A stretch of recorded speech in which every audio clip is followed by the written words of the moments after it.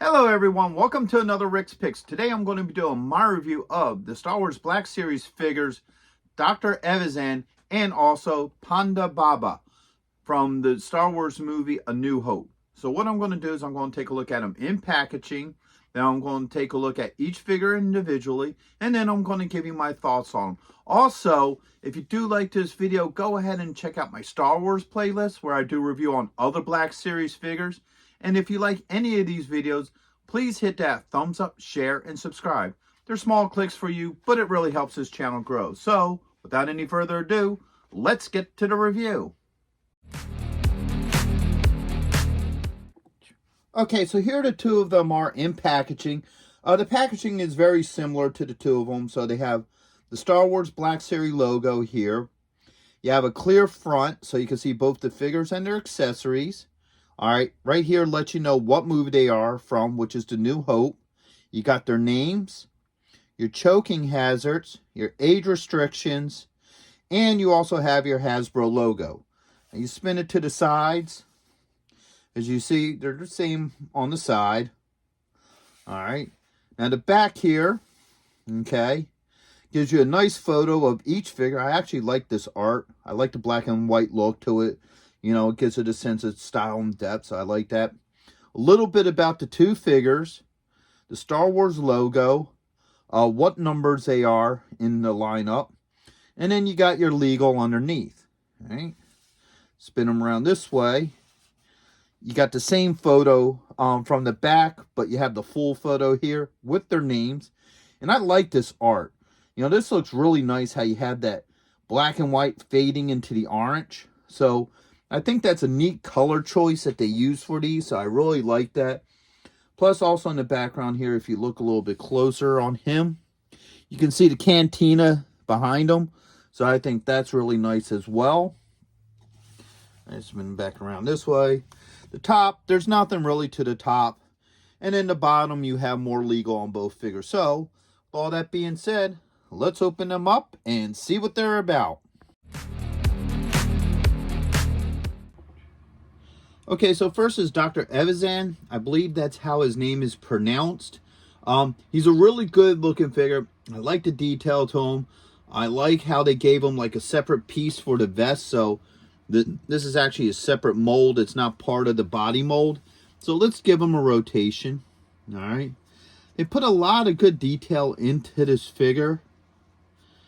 Okay. That side. And then this. He has a lot of your standard points of articulation. So the head is all in ball joint. You have a shoulder joint. Okay. You have an elbow joint with a swivel. And then you have a wrist joint. Okay.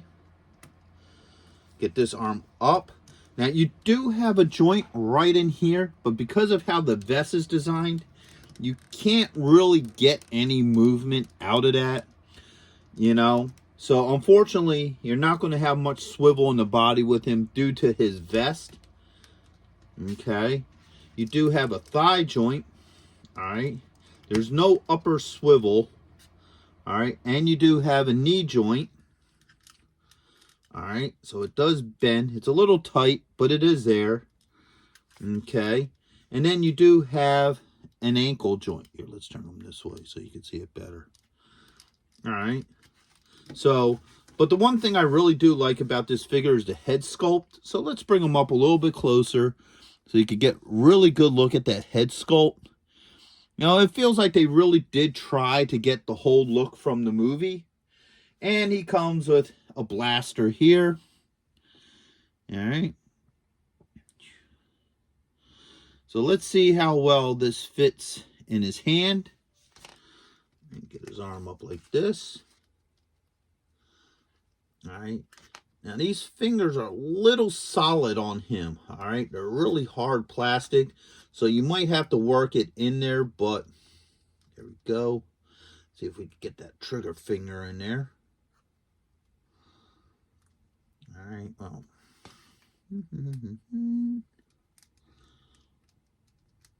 All right. There we go. All right. So, as you see, the gun fits really well in his hand. You could get the figure into the trigger as well. So that works really good with him. Okay. And you can pop that out of there.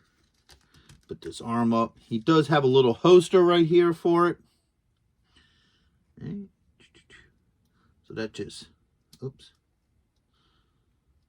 All right. True Star Wars faction. Got it all backwards.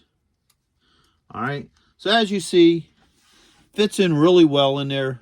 No issues. Pretty solid. Doesn't fall out. All right. So overall, he's a decent looking figure. So next up is Ponda Baba. And I kind of say it weird just because it kind of has an interesting flow to the name. And once again, if I'm pronouncing his name wrong, I apologize. You know, when I was growing up, originally I knew this guy as War Sky because that's what they had him down as with the original toy. Because when Kenner got a hold of, you know, the rights to do these figures, they didn't really have much to go on. They just had like a shot from the movie.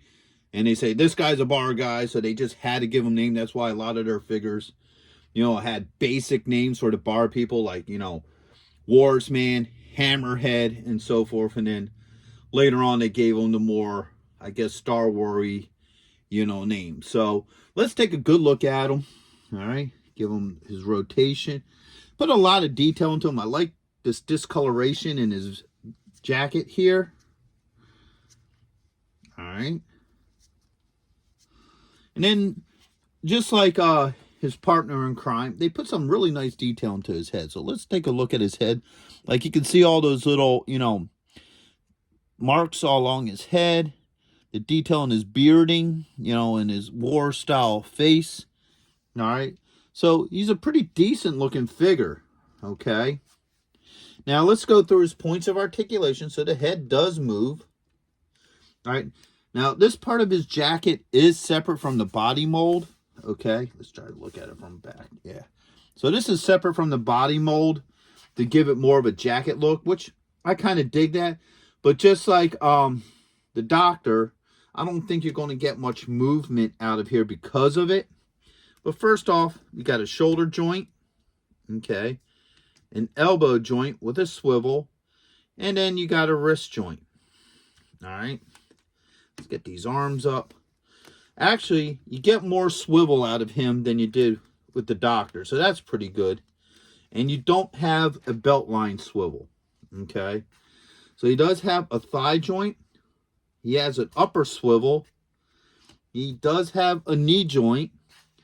And an ankle joint. All right.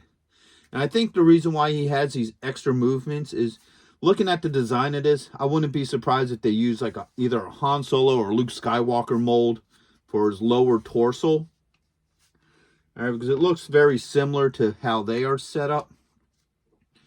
Okay. Now, he does come with a gun as well.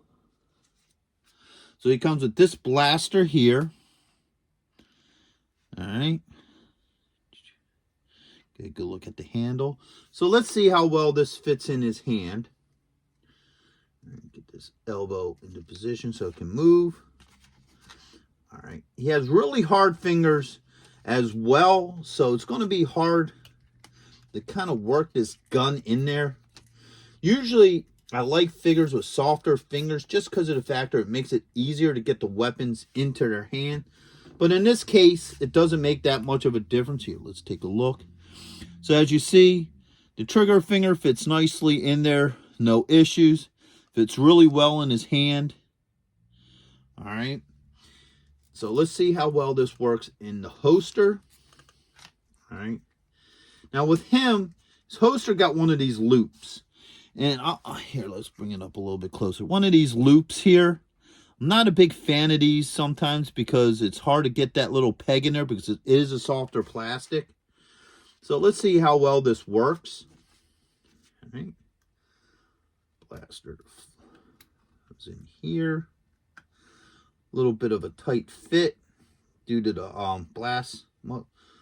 Yeah, see, this is what I'm talking about.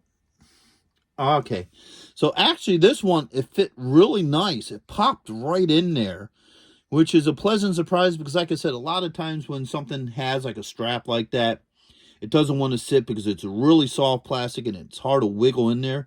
But as you see, that fits really nicely in there. I'm really surprised about that.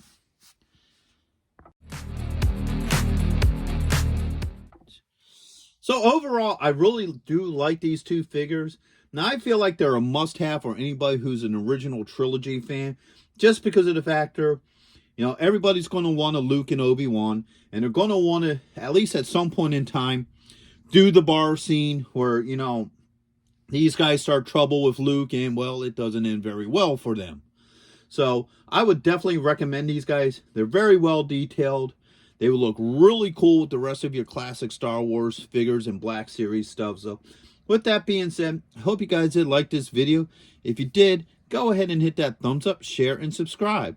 They're small clicks for you, but it really helps the channel grow. So until the next one, late.